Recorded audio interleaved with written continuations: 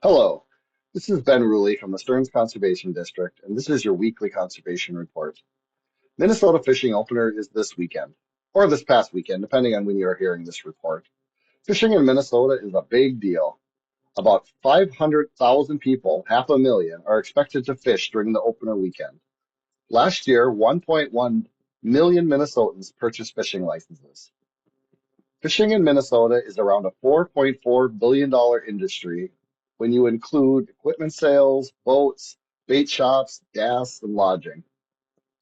Fishing opener weekend, May 10th and 11th this year, is also Take a Mom fishing weekend when Minnesota moms can fish for free without purchasing a Minnesota fishing license. According to the Minnesota DNR, there are 11,842 lakes in Minnesota over 10 acres and 69,200 miles of natural rivers and streams. Being a lot of Minnesotans will be out on the water for opener, I thought it might be interesting to look at some Minnesota water facts. For example, any idea where the deepest lake in Minnesota might be? The deepest inland lake is Mahnomen, Alstead, and Arco Mine Pit near Crosby that measure 252 feet deep.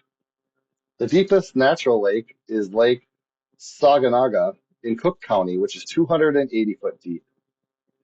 Lake Superior, bordering the Minnesota North Shore, is 1,290 feet deep at its deepest point. How about the biggest lakes in Minnesota?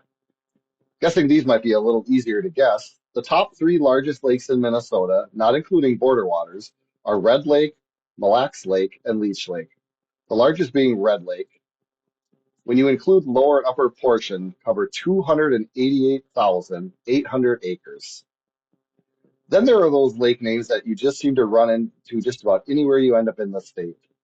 The top 10 most common lake names in Minnesota are Mud, Long, Rice, Bass, Round, Horseshoe, Twin, Island, Johnson, and Spring Lake.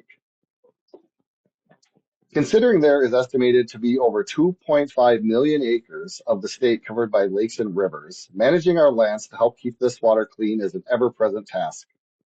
Cities develop stormwater systems to treat water before it enters our lakes and streams. More and more lakeshore owners are looking at ways to buffer and naturalize shorelines. Farmers are addressing erosion concerns and improving nutrient applications to minimize runoff into the state's waters.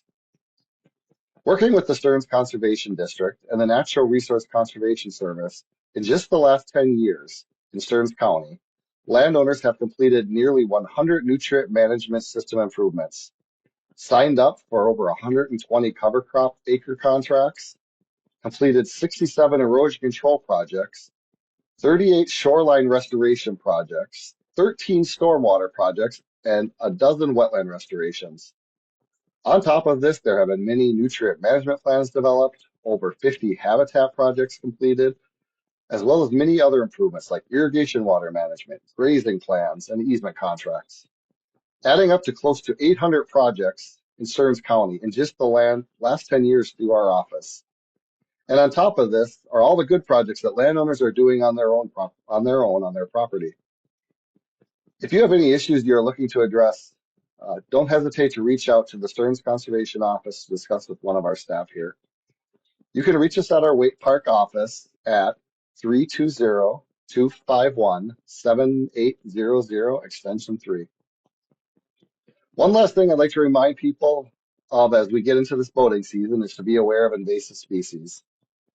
According to the Minnesota DNR, invasive plants, animals, and diseases can harm lakes, rivers, streams, wetlands, and water quality as well as wildlife habitat. People can unintentionally spread invasive species by moving boats, gear, and equipment from one body to another or releasing non-native species into the environment. No matter how you enjoy the outdoors, always take these actions to prevent the spread of aquatic invasive species, AIS. Whether or not a lake has an invasive species, Minnesota law requires people to clean watercraft trailers, gear, and equipment to remove aquatic plants and prohibited invasive species when leaving in water. Drain all water and leave drain plugs out during transport. Dispose of unwanted bait in the trash.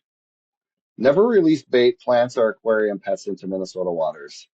End dry docks, lifts, and rafts for 21 days before moving from one body to another.